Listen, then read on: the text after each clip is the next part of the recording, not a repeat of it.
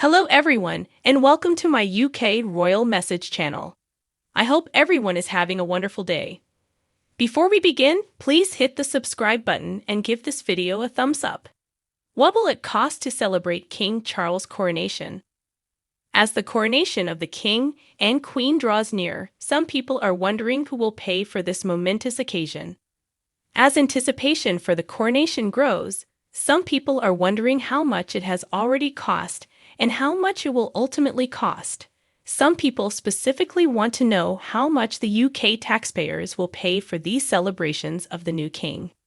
Here is what we now know about the entire cost of King Charles' coronation and what experts have projected and said about this expense, but there is still some mystery around the precise figures. What will the cost of the coronation be? The cost of the coronation has not been disclosed in an official declaration. The cost of the coronation is thought to be over £100 million. The government and crown have not remarked on their contributions.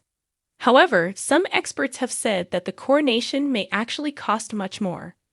Security alone will cost up to £150 million, probably more, according to a knowledgeable Home Office insider who spoke to the Mirror Opens in New Tab. Although the amount is absurd, this is one of the most significant public events in recent memory. Many of the thousands involved work extra hours. It takes a huge operation just to get dignitaries into the nation and to their accommodations. Most of them will be transported from the airports under police escort. There are many more aspects to the operation than just that one tiny cog in this enormous security system. Due to the significant security dangers, a tactical commander for the weddings of Prince William and Prince Harry stated that this number might potentially be greater. £150 million is a lot, but I think the final sum could be a lot more, because the work that goes into an event like this is monstrous, security expert Mark Schooler told the Mirror. There will be CBRN, chemical, biological, radiological, and nuclear units everywhere throughout London on Coronation Day. The public order officers on duty will be spread out, he continued, adding that there will be ammunition technical officers and doubled-up guns teams. The campaign manager for Republic, which favors the overthrow of the monarchy and the installation of an elected head of state, said the £100 million price tag is an underestimation. During a press conference, he said, "I suspect it'll be at least that." According to TIME Opens in New Tab, the amount of money being spent by the taxpayers is excessive. We are aware that many employees in the public sector are battling for pay increases. We are aware that some employees are forced to use food banks. Hospitals struggle to make ends meet, schools struggle to provide for their students' needs, and police forces struggle to control various forms of crime. But not all Britons have this view. Oliver Dowden, a minister at the Cabinet Office, said, "The government has traditionally paid for coronations. The reason for doing so is that we should properly recognize the sovereign as our head of state." He continued by saying that the occasion will allow the British people to unite in celebration of a momentous occasion.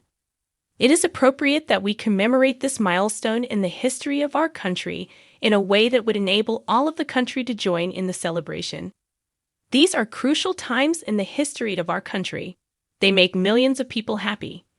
They distinguish us as a country globally as well. Who is paying for the coronation of King Charles? According to a Reuters story, a spokesperson for Buckingham Palace said, "Given that the coronation is a national state occasion, funding sources will include the sovereign grant and the UK government. Although it may appear that the royal family is contributing financially, this is untrue. The British monarchy receives the sovereign grant, a sum of tax money.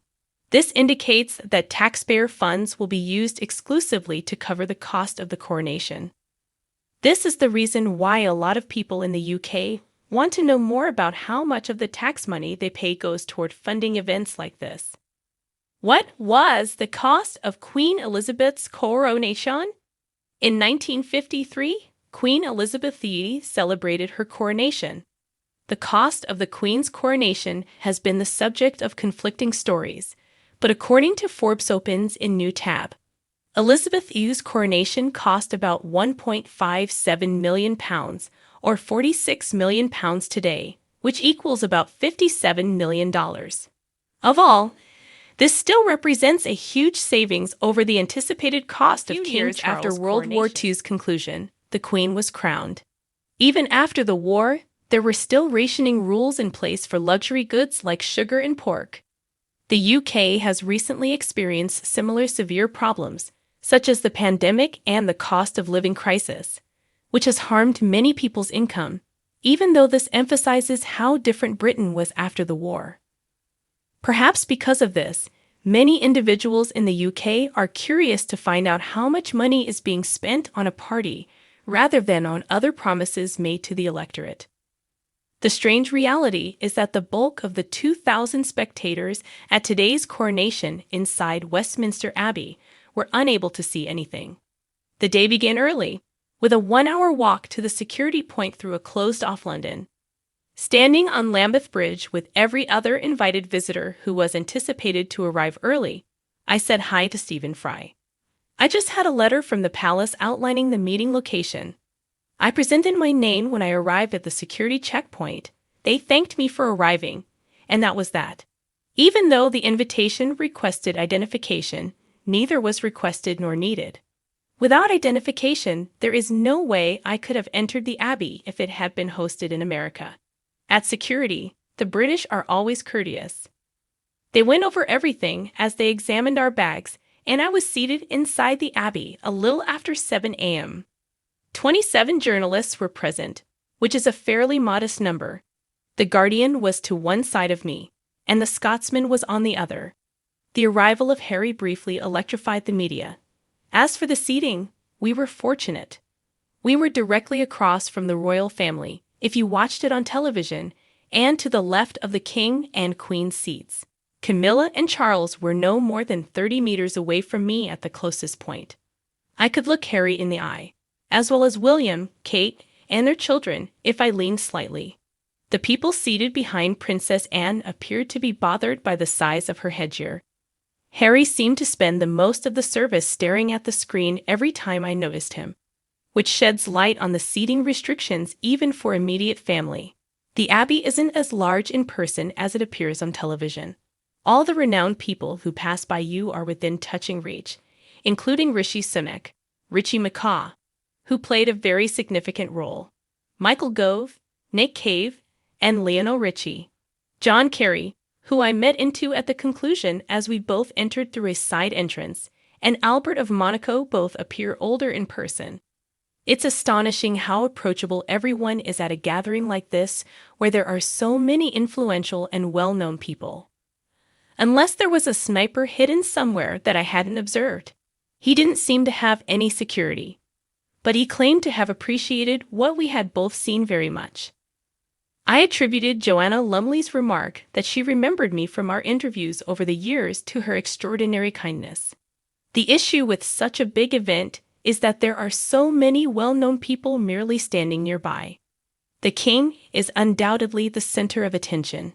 The Abbey, though, stands out on its own. The sound is incredible.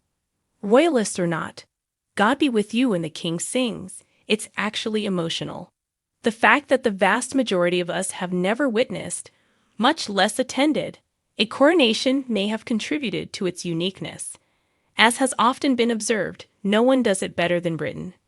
The fascinator industry was booming, and everyone in the Abbey knew that Britain was proudly on display. It looked as though every medal ever awarded was pinned to a suit. Thanks for watching if you like this video, so please don't forget to subscribe my channel and don't miss any updates.